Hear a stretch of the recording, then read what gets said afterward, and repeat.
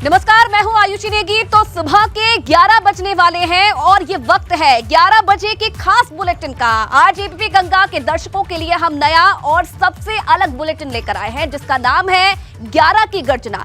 इस बुलेटिन में आम से लेकर खास, सियासत से लेकर आपके सरोकार की हर खबर होगी और बुलेटिन का अंदाज नया होगा, तेवर भी अलग होगा और खबरों की प्रस्तुति भी सबसे खास होगी। हर खबर की विस्तृत रिपोर्ट होगी और तह तक इसकी पड़ताल होगी। तो आज से देखिए हर रोज 11 बजे 11 की गर्जना और करते हैं बुलेटिन की शुरुआत।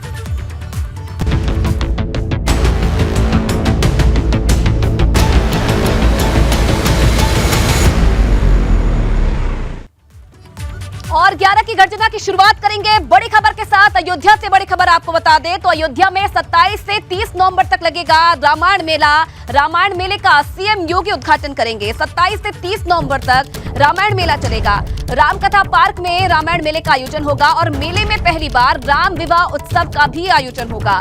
रामायण मेले को भव्यता के साथ मनाया जाएगा। ये बड़ी जानकारी मिल रही है। 27 से 30 नवंबर तक रामायण मेले का अयोध्या में आयोजन होगा और खुद सीएम योगी आदित्यनाथ इस मेले का उद्घाटन करेंगे।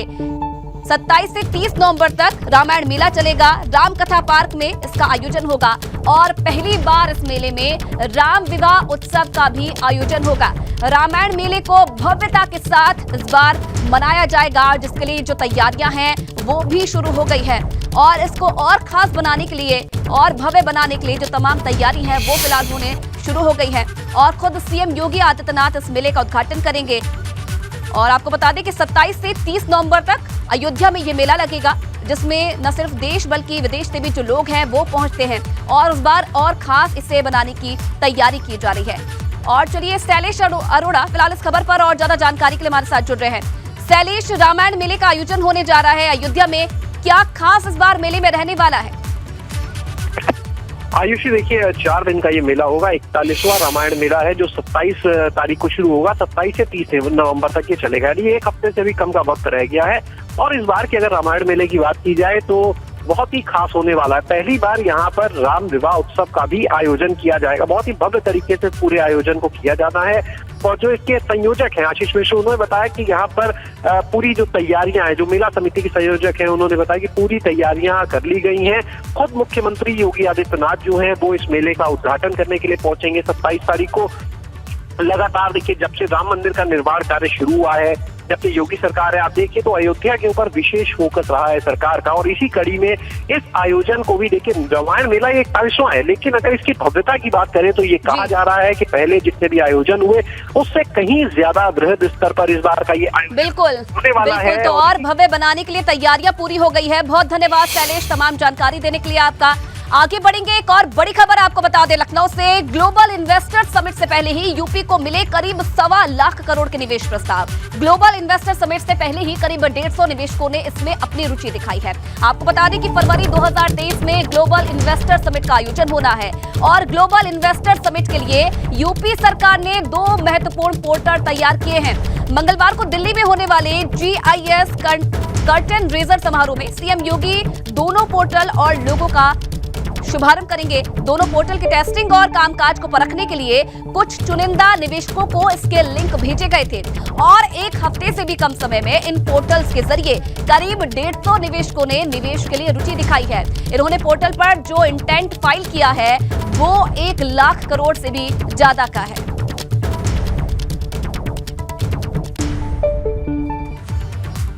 तो माफिया मुख्तार अंसारी के खिलाफ दर्ज मनी लॉन्ड्रिंग केस से जुड़ी ये बड़ी खबर आपको बता दें। मुख्तार अंसारी के भाई अफजाल अंसारी से ईडी की पूछताछ और ईडी ने अफजाल अंसारी से तकरीबन 8 घंटे तक पूछताछ की है। सांसद अफजाल अंसारी से संपत्ति और आय के स्रोत के बारे में जानकारी ली गई है। मुख्तार के साले शर्जील रजा से भी अफजाल अंसारी का आमना सामना कराया गया। मुख्तार अंसारी की कंपनी विकास कंस्ट्रक्शन के पार्टनर से आर्थिक लेन देन के बारे में भी पूछताछ की गई। तो लगातार शिकंजा कसता जा रहा है मुख्तार अंसारी पर और सांसद अफजाल अंसारी से ईडी ने 8 घंटे पूछताछ की है।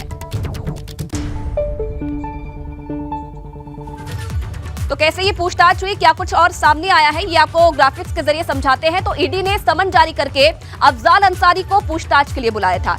ईडी के प्रयागराज स्थित दफ्तर में अफजाल अंसारी से पूछताछ हुई है और सांसद अफजाल अंसारी से ईडी की टीम ने इससे पहले 9 मई को भी पूछताछ की थी।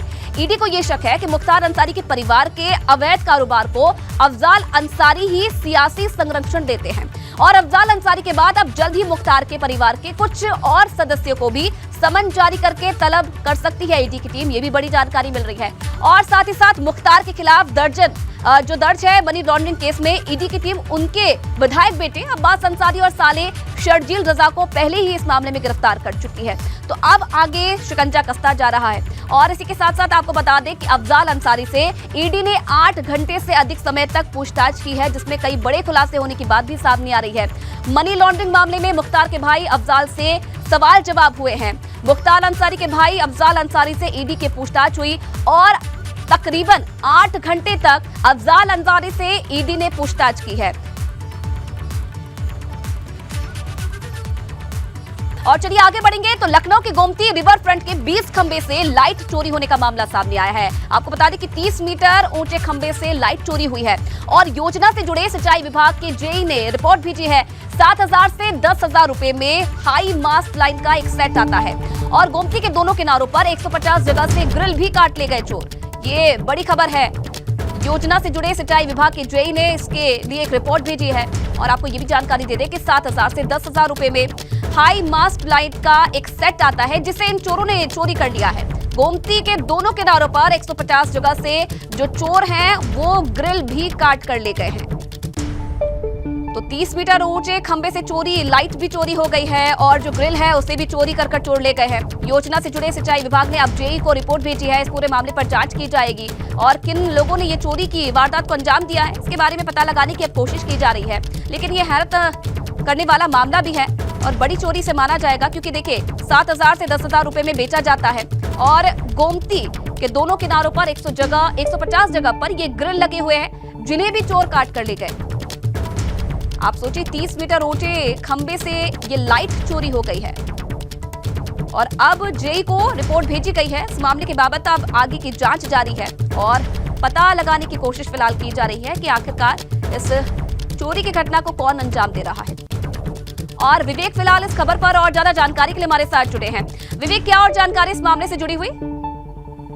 आईसी गोमती नगर में जो रिवर फ्रंट बनाया गया है वहां पर बहुत महंगी लाइटें लगी हैं, रोशनी का इंतजाम है। हालांकि कई दिनों से लाइटें नहीं चल रही हैं, कई दिनों क्या हम कहें कई साल से वहां लाइटें नहीं चल रही हैं। रिवर फ्रंट एक उजाड़ जगह हो गई है और वहां पर रात में तमाम तरह के अपराधी और बदमाश टाइप के लोग होते हैं जिन्होंने ये चोरी की है। हाई मास्ट लाइट बहुत ऊंची लगी होती है और जिस पिलर पे लगी होती है उस पिलर पे चढ़ना बहुत कठिन होता है, लेकिन एक सिस्टम ऐसा होता है उसमें नीचे बॉक्स होता है जिससे उस पिलर को झुका दिया जाता है, लेकिन वो भी बहुत मुश्किल है। ये लाइटें कैसे चोरी हुई ये रहस्य बना हुआ है कि आखिर 8-8 हजार, 9-9 हजार, 10-10 हजार की लाइटें हैं एक पिलर पर, 20 पिलर की लाइटें चोरी हुई हैं, यानी लाखों रुपए का ये सामान है। पिलर पे जो लगी लाइट है उसके अलावा जो ग्रिल लगी है वो भी काट कर चोर ले गए हैं। हालांकि अभी इसकी FIR नहीं हुई है। जो सिंचाई विभाग है देखरेख करता है पूरे स्थान की, वो अभी ट्राई कर रहे हैं कि आसपास कहीं CCTV कैमरे लगे हों तो उनसे देख सके कि आखिर किस समय और कब चोरी हुआ है, किसने चोरी किया है, किसी को पहचान सकें। पूछताछ की जा रही है। पुलिस मौके पर पहुंची थी आज सुबह, जब ये खबर आम हुई है, सार्वजनिक हुई है, तब पुलिस पहुंची है और आसपास के जो दुकानदार, चलिए अब जांच की जा रही है। विवेक, अब देखने वाली बात है क्या जांच में सामने आता है। बहुत धन्यवाद आपका। और चलिए आगे बढ़ेंगे तो दिल्ली के छावला रेप केस से जुड़ी ये बड़ी खबर आपको बता दें। एलजी ने रिव्यू पिटीशन को मंजूर कर दिया है। एसजी तुषार मेहता सरकार का पक्ष रखेंगे। छावला रेप केस में जो सभी आरोपी थे उन्हें बरी कर दिया गया था और अब ये जानकारी मिल रही है कि दिल्ली के उपराज्यपाल ने छावला केस आरोपियों को बरी किए जाने के खिलाफ पुनर्विचार याचिका दाखिल करने को मंजूरी दे दी है। इस मामले में सरकार की तरफ से एसजी तुषार मेहता और एडिशनल एसजी ऐश्वर्या भाटी को नियुक्त करने की भी मंजूरी दे दी गई है। आपको बता दें कि कल दिल्ली के उत्तराखंड सदन में सीएम पुष्कर सिंह धामी ने पीड़िता के माता पिता से मुलाकात कर कहा था कि उत्तराखंड की बेटी को न्याय दिलाने के लिए राज्य सरकार हर संभव मदद देगी। तो छावला केस में फिर से सुप्रीम सुनवाई होनी है, क्या आगे होना है, अब तक क्या हुआ है, इसके बारे में जानकारी आपको दे दे तो सुप्रीम कोर्ट के आदेश को चुनौती दिल्ली सरकार देगी। एलजी ने इसके लिए रिव्यू पिटीशन को मंजूर कर दिया है। सॉलिसिटर जनरल तुषार मेहता सरकार की तरफ से पक्ष रखेंगे और एडिशनल एसडी ऐश्वर्या भाटी को नियुक्त करने की मंजूरी भी दे दी गई है। छावला रेप केस में जो सभी आरोपी थे उन्हें बरी कर दिया गया था। 7 नवंबर को सुप्रीम कोर्ट ने गैंगरेप हत्या के आरोपियों को बरी किया था। 3 आरोपी थे जिन्हें बरी कर दिया गया था और अब रिव्यू पिटीशन को मंजूरी मिल गई है। पिटीशन दायर की जाएगी और उसके बाद सुनवाई इस पूरे मामले पर एक बार फिर से सुप्रीम कोर्ट में होगी। आपको ये भी जानकारी दे दें कि कल मुख्यमंत्री पुष्कर सिंह धामी ने जो पीड़िता थे उनके परिजनों से मुलाकात की थी और राज्य सरकार की तरफ से जितनी भी मदद संभव हो सकती है वो सारी मदद देने का आश्वासन परिजनों को दिया गया था। अब रिव्यू पिटीशन दायर हो गई है और कहीं ना कहीं एक बार फिर से जो उम्मीद थी परिजनों की वो जगी है कि जो पीड़िता है उसे न्याय जरूर मिलेगा। इससे पहले सुप्रीम कोर्ट की तरफ से 7 नवंबर को इस मामले के 3 जो आरोपी थे, जो 3 मुख्य आरोपी थे, उन्हें बरी कर दिया गया था, जिसके बाद लगातार प्रदेश में भी और दिल्ली में भी प्रदर्शन देखने को मिला था और यही मांग की जा रही थी कि गैंगरेप पीड़िता को जल्द से जल्द न्याय मिले। और इस पूरे मामले पर पूर्व सीएम त्रिवेंद्र सिंह रावत का क्या कुछ कहना है वो भी आपको सुनाते हैं। मैं अनिल बलूनी जी का बहुत धन्यवाद करना चाहूँगा कि उत्तराखंड की बेटी के लिए उन्होंने ठोस पहल की है। जनता तो साथ में है ही, लेकिन जो पुनर्विचार याचिका के लिए उन्होंने जो प्रयास किया वो बहुत ही सराहनीय प्रयास है। इसके लिए मैं उनको बहुत सराहना भी करूँगा और उनको अपनी शुभकामनाएं भी दूंगा। मैनपुरी उपचुनाव को लेकर सपा का आज कार्यकर्ता सम्मेलन है। जसवंत नगर में आज सपा के नेता शामिल होंगे। इनमें अखिलेश यादव, शिवपाल यादव और राम गोपाल यादव शामिल हैं। सम्मेलन की जिम्मेदारी शिवपाल यादव के बेटे आदित्य यादव और अखिलेश के चचेरे भाई अभिषेक यादव को दी गई है। 2012 के बाद अखिलेश यादव जसवंत नगर में पहली बार किसी कार्यक्रम में पहुंचेंगे और 2012 में सीएम बनने के बाद अब तक जसवंत नगर में अखिलेश यादव एक भी कार्यक्रम में नहीं पहुंचे हैं।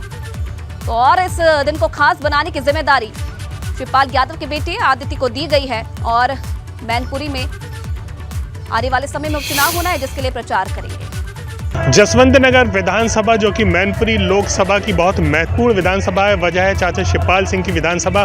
आज यहाँ पर मैनपुरी चुनाव के लिए डिम्पल के लिए एक बड़ा कार्यक्रम रखा गया। आप देख रहे हैं ये मंच यहाँ पर लगा हुआ है जसवंत नगर में, जिसमें अब से थोड़ी देर बाद समाजवादी पार्टी के राष्ट्रीय अध्यक्ष अखिलेश यादव एवं चाचा शिवपाल सिंह यादव के साथ ही प्रोफेसर राम गोपाल यादव भी यहाँ पहुँचेंगे जसवंत नगर में और लोगों से अपील करेंगे डिम्पल को भारी बहुमत से जिताएं, क्योंकि जसवंत नगर वो विधानसभा है जहाँ से समाजवादी पार्टी बड़ी लीड लेकर के जा सकती है। चाचा की प्रभुत्व वाली विधानसभा है और इस विधानसभा का महत्व इसलिए समझा जा सकता है कि 2012 के बाद से, जब से अखिलेश यादव मुख्यमंत्री बने थे, उसके बाद से लेके आज तक अखिलेश यादव ने जसवंत नगर में कोई भी चुनावी जनसभा नहीं की है।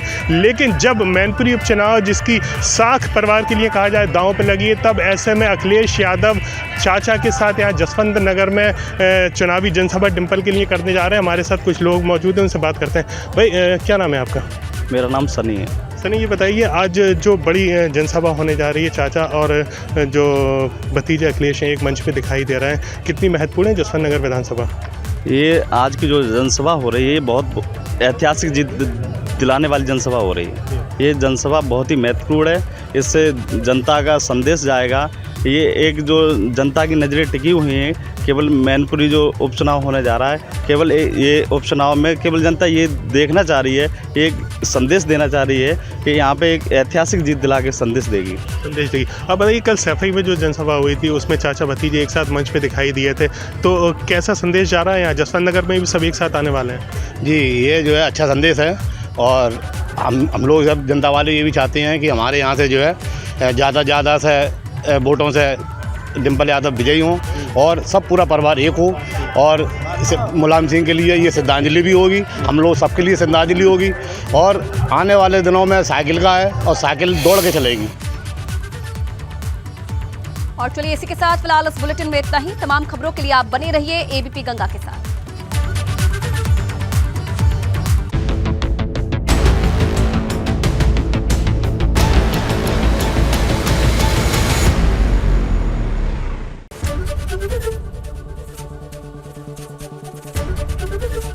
एबीपी गंगा, खबर आपकी, जुबान आपकी।